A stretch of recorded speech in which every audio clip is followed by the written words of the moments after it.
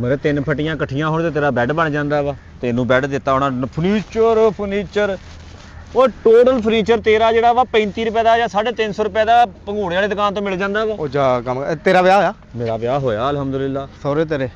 ਮੇਰੇ ਸਹੁਰੇ ਬਹੁਤ ਅਮੀਰ ਆ ਗਏ ਆ। ਲੇਕਿਨ ਇਹ ਆ ਕਿ ਮੇਰੀ ਬੁੱਢੀ ਬੜੀ ਸੋਹਣੀ ਆ। ਕਿੰਨੀ ਕੁ ਸੋਹਣੀ? ਤੈਨੂੰ ਦੇ ਦਿੱਤੀ ਉਹਨਾਂ ਨੇ?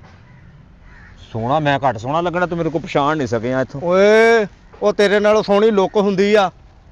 ਓਏ ਬੱਸ ਕਰ ਓਏ। ਉਸੇ ਲੁੱਕ ਦੇ ਵਿੱਚ ਨਾ ਬੰਦੇ ਜਿਹੜੇ ਫਿਰਨ ਡਿਆ ਤੇਰੇ ਜਿੱਡਾ ਬੂਟ ਪਾਇਆ ਹੁੰਦਾ ਉਹਨਾਂ ਨੇ। ਬੂਟ ਪਾਇਆ ਐਡਾ ਤੂੰ ਤੇਰੀ ਗੱਡੀ ਸਹੀ ਕਰਨ ਆਇਆ ਸ਼ੋਖਾ ਹੋਣ ਨੇ ਆ ਤੂੰ। ਸਹੀ ਕਰਨ ਦੇ ਆ। ਕਰ ਦਵਾਂ ਸਟਾਰਟ? ਕਦੋਂ ਕਰਨੀ ਆ? ਕਰਦੇ ਹੁਣ। ਓਏ ਹੁਣੇ ਹੀ ਕਰ ਦੇਣੀ ਸਟਾਰਟ। ਉਹ ਸਾਗ ਆ ਪਿਆ ਲੈ ਕੇ ਆਉਣਾ। ਅੱਜ ਕੱਲ ਨਾ ਤੇਰੇ ਜਿਹੜਾ ਲੇਜ਼ ਦਾ ਪੈਪੜ ਆਉਣ ਡਿਆ 250 ਰੁਪਏ ਦਾ ਐਡਾ ਪੈਕਟ ਹੁੰਦਾ ਈ। ਲਾ ਧੱਕਾ ਲਾ। ਪਿੱਛੇ ਨੂੰ ਜਾਂ ਅੱਗੇ ਨੂੰ? ਅੱਗੇ ਪਿੱਛੇ ਨੂੰ ਕਾਹਤੋਂ ਜਾਈ ਜਾਂਦਾ ਵਾ? ਅੱਗੇ ਨੂੰ ਆ। ਓਵਰ ਹੋਈ ਆ ਸਪੀਡ ਨਾ। ਸਪੀਡ ਚੱਲ ਸਪੀਡ।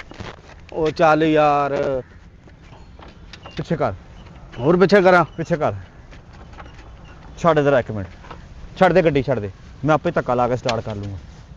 ਖੜਾ ਹੋ ਤੂੰ ਇੱਥੇ। ਹੋ ਗਈ ਆ?